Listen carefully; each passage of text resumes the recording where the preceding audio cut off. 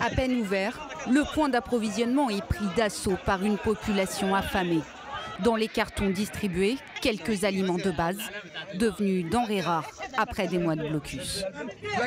Nous avons trouvé des gens qui ramassaient de la farine sur le sol. Alors nous sommes allés à cet endroit et nous avons trouvé de l'aide humanitaire en train d'être distribuée. Ils ne demandaient pas de papier d'identité, ils nous ont simplement dit de prendre les boîtes. L'afflux de demandeurs est si important que les distributions ont dû être interrompues.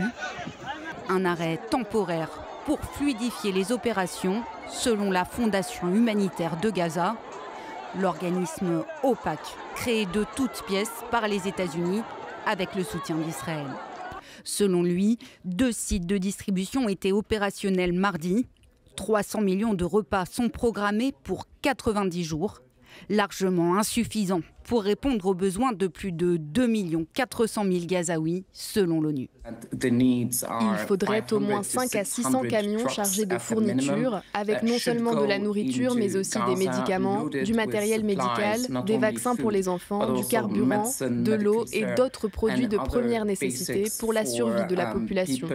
Et nous sommes très loin d'atteindre cet objectif. Les Nations Unies et les organisations humanitaires refusent de s'associer aux actions de la Fondation.